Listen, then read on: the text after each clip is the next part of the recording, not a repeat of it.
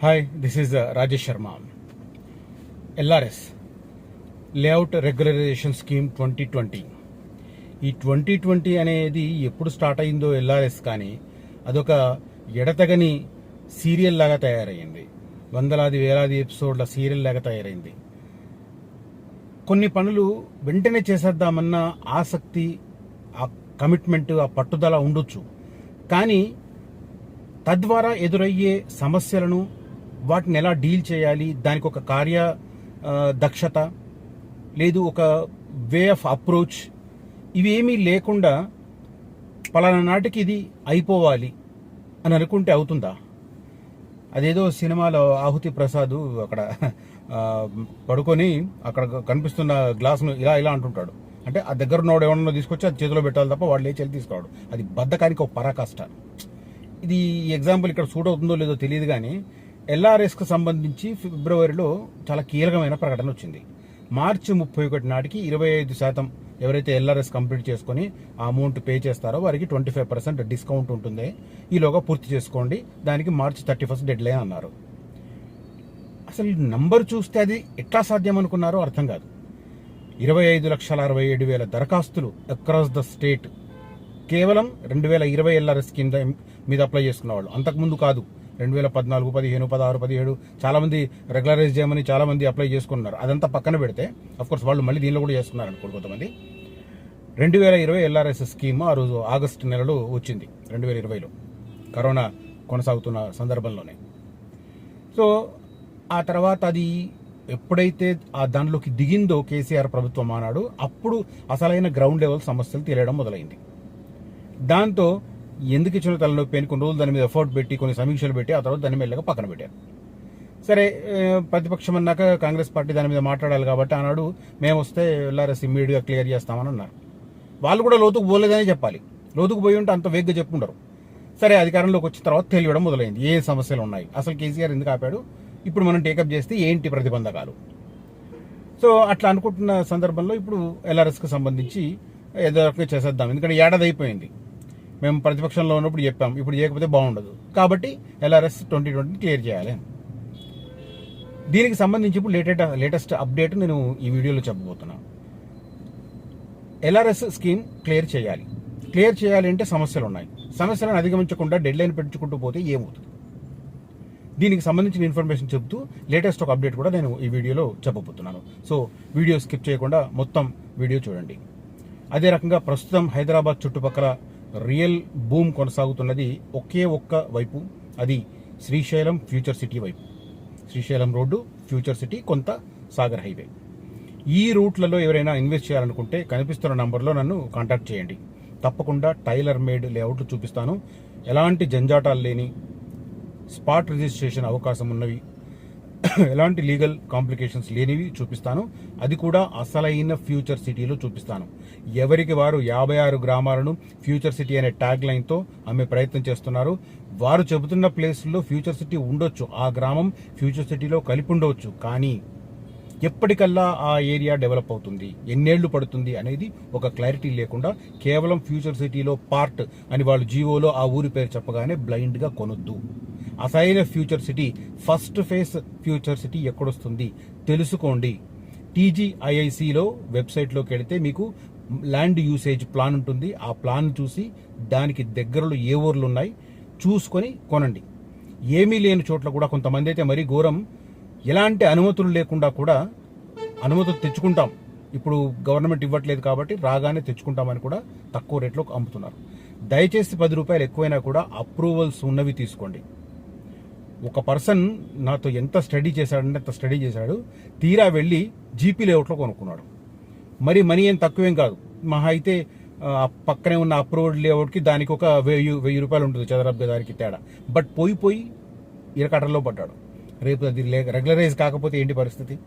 So అట్లాంటి తప్పిదాలు చేయకండి, ఎందుకంటే మీరు కష్టపడి సంపాదించిన సొమ్ము అదే రకంగా పైసా కూడబెట్టి భవిష్యత్ తరాలకు, మీ పిల్లలకు, మీ మనవాళ్లకు ఉపయోగపడాలని ఇన్వెస్ట్ చేస్తుంటారు. కాబట్టి ఆచితూచి నిర్ణయం తీసుకోండి. అలాగని మరీ ఎక్కువ స్టడీ చేయొద్దు. మనకు చూపించే వాళ్ళు క్లియర్ కట్గా అప్రూవల్స్ చూపిస్తున్నారా, డాక్యుమెంట్స్ చూపిస్తున్నారా, లింక్ డాక్యుమెంట్స్ పర్ఫెక్ట్గా ఉన్నాయా, స్పాట్ రిజిస్ట్రేషన్ చేస్తున్నారా, రిజిస్ట్రేషన్ చేసే వ్యక్తి జిమ్మేదారీ ఎంత, ఇవన్నీ చూసుకొని ఇన్వెస్ట్ చేయండి.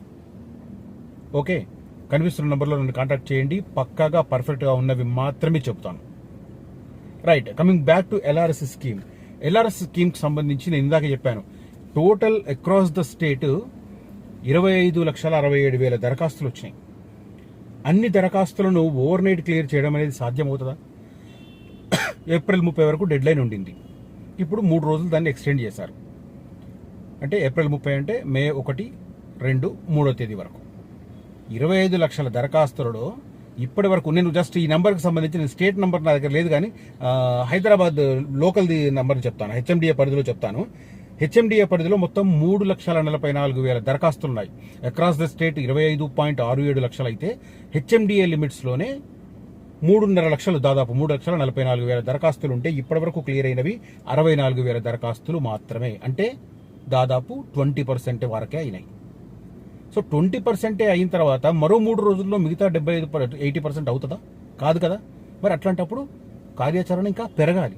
1 మంతా, 2 మంత్సా, తప్పేం లేదు పెంచుకుంటే, అదేం అవమానం కాదు. దరఖాస్తుదారులో క్లారిటీ వస్తుంది. ఇంకా ఇక్కడ హైలైట్ చెప్తాను నేను, 64,000 దరఖాస్తులు క్లియర్ అయ్యాయని చెప్పంటున్నారు కదా, అందులో 80% ప్రొసీడింగ్స్ రాలేదు. అంటే L1 అయిపోయింది, L2 అయిపోయింది, డబ్బులు కట్టించుకున్నారు, ప్రొసీడింగ్స్ రాలేదు. అంటే పూర్తయినట్ట? అంటే అవి నా దృష్టిలో అవి కూడా పూర్తి కానట్టే. సో ఓవరాల్గా చూస్తే హైదరాబాద్ హెచ్ఎండిఏ లిమిట్స్లోనే 3,44,000 దరఖాస్తులు ఉంటే 64,000 దరఖాస్తులు మాత్రమే క్లియర్ అయితే అందులో 80% ఇంకా ప్రొసీడింగ్స్ రాలేదు. అంటే ఏ లెవెల్లో ఉంది ఎల్ఆర్ఎస్ స్కీమ్ అనేది మనకు అర్థం చేసుకోవచ్చు.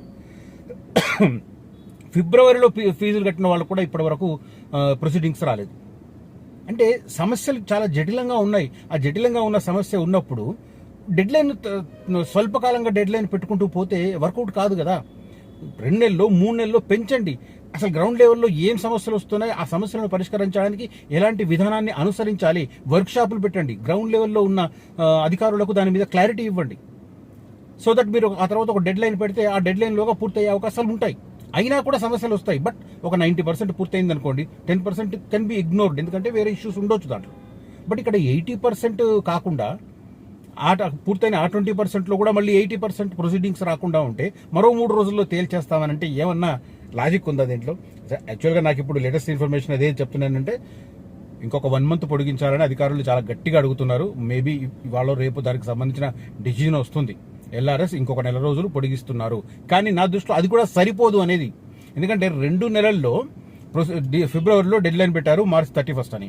మార్చ్ 31 కాలేదు, ఫిబ్రవరి 30కి ఎక్స్టెండ్ చేశారు. ఇప్పుడు ఇంకొక 1 మంత్ అంటున్నారు. అంటే ఇప్పటి వరకు 2.5 నెలల కాలంలో 20% మాత్రమే పూర్తయితే ఆ 20%లో కూడా మళ్ళీ 80% ప్రొసీడింగ్స్ రాకపోతే అక్రాస్ ద స్టేట్ ఇదే పరిస్థితి. ఓకే, ఇలాంటి పరిస్థితి ఉంది. ఇంకా నేను దీనికి సంబంధించిన ఆదాయం కూడా చెప్తాను. ఇప్పటి వరకు వచ్చిన ఆదాయం 1,890 కోట్లు వచ్చింది. మొత్తం ఓవరాల్గా స్టేట్ లెవెల్లో ఆదాయం ఎల్ఆర్ఎస్ ద్వారా గవర్నమెంట్కు 1,890 వస్తాయి. దాంట్లో సిడిఎంఏ పరిధిలోని మున్సిపాలిటీల నుంచి వచ్చింది 1,200 కోట్లు. తర్వాత గ్రామ పంచాయతీల నుంచి వచ్చింది 193 కోట్లు. అర్బన్ డెవలప్మెంట్ అథారిటీలు యూడిఏలు ఉన్నాయి కదా, హెచ్ఎండిఏతో పాటు పాత జిల్లా హెడ్ క్వార్టర్లన్నీ ఆల్మోస్ట్ ఇప్పుడు అర్బన్ డెవలప్మెంట్ అథారిటీసే. నిజామాబాద్, కరీంనగర్, వరంగల్, అటు గోదావరి కానీ ఇట్లా చాలా ఉన్నాయి కాబట్టి వాటన్నింటికి సంబంధించి 64 కోట్లు వచ్చిందట. జిహెచ్ఎంసీ పరిధిలో 170 కోట్లు వచ్చింది. హెచ్ఎండిఏ నుంచి 234 కోట్లు వచ్చింది. ఇదంతా బాగానే ఉంది. కానీ ఇప్పుడు జరగబోయే తంతు ఏంటంటే, లేఅవుట్ రెగ్యులరైజేషన్ స్కీమ్లో అత్యంత కీలకమైనది DTCP, directorate of town and country planning. చాలా చాలా ఇంపార్టెంట్. హెచ్ఎండిఏ పరిధి కొంత లిమిటే, బట్ ఎంటైర్ స్టేట్ ఉన్నది ఈ డిటిసిపి పరిధిలో ఉంది. ఇప్పుడు డిటిసిపికి సంబంధించిన కీలకమైన అధికారి ఒక 20 రోజుల పాటు ఉండట్లేదు. సో 1 నెల రోజులు పొడిగించా కూడా సరిపోదు. నేను ఎందుకు ఇందాక నుంచి చెప్తున్నాను, 1 మంత్ పొడిగించే అవకాశాలు కనిపిస్తున్నాయి. ప్రస్తుతం అయితే 3 రోజులే పొడిగించారు. 1 మంత్ పొడిగించే అవకాశాలు స్పష్టంగా కనిపిస్తున్నాయి. మేబీ ఇవాళ రేపు దానికి సంబంధించిన ఆదేశాలు వస్తాయి. కానీ ఆ 30 రోజుల్లో కూడా డిటిసిపికి సంబంధించిన కీలకమైన అధికారి ఒక 20 రోజులు ఉండట్లేదు ఇండియాలో. ఆయన బాధ్యతలను హెచ్ఎండిఏకి సంబంధించిన అధికారికి కట్టబెడతారు. అంటే హెచ్ఎండిఏకు డబల్ బాధ్యత. అటు హెచ్ఎండిఏ పరిధిలో ఉన్న లేఅవుట్లకు సంబంధించి రెగ్యులరైజేషన్ ఆయన క్లియర్ చేయాలి, మళ్ళీ డిటిసిపికి సంబంధించి ఆయనకు అదనపు బాధ్యత. సో ఎలా సాధ్యం? అసలే ఎల్ఆర్ఎస్ సంబంధించి చాలా చాలా సమస్యలు ఉన్నాయి.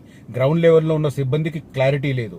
దరఖాస్తుదారుల్లో అనేక సందేహాలు, ఆ సందేహాలకు క్లారిటీ ఇచ్చే జవాబుదారితనం ఉన్న అధికారి లేడు.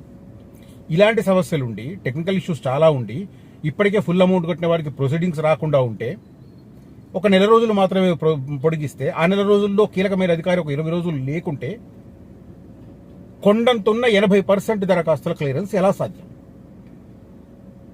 సో ఇప్పుడు ఇది లేటెస్ట్గా ఒక అతిపెద్ద సవాల్గా కనిపిస్తుంది ప్రభుత్వం ముందు. హోప్ఫుల్లీ నేను అనుకుంటాను ఖచ్చితంగా ఒక 2-3 నెలలు పొడిగించాలి. మినిమం 3 నెలలు పొడిగిస్తే ఆ తర్వాత ఒక 10 రోజుల పాటు క్రింది స్థాయి అధికారులకు పూర్తి స్థాయిలో వర్క్షాపులు నిర్వహించి ఏ సమస్యను ఎలా పరిష్కరించాలి అనేది క్లారిటీ ఇస్తే, ఎందుకంటే వాళ్ళ నుంచి తెలుసుకోవాలి ఫస్ట్ క్రింది లెవెల్లో ఉన్న అధికారులకు అసలు ఎలాంటి సమస్యలు వస్తున్నాయి, ఆ సమస్యల ఫీడ్బ్యాక్ తీసుకొని ఒక వారం రోజులు గ్యాప్ ఇచ్చి వాటికి సంబంధించి పరిష్కారాలు ఏంటనేది ఒక వర్క్షాప్ ద్వారా అందరికీ తేడతెల్లం చేసి, వారికి ఒక కోచింగ్ తీసుకొని, ఒక టీచింగ్ క్లాస్ తీసుకొని, అప్పుడు గ్రౌండ్ లెవెల్లో పలానా రోజు కల్లా పూర్తి చేయండి బాబు అంటే they will definitely complete it. Of course అయినా కూడా ఉంటే ఒక 5% 10% ఉండొచ్చు సమస్యలు ఉంటాయి, మరీ జటిలమైన సమస్యలు ఉంటే కొన్ని ఇంకా ఇష్యూస్ రావచ్చు, లీగాలిటీ ఉన్న ఇష్యూస్ ఏమన్నా, అది వేరే విషయం.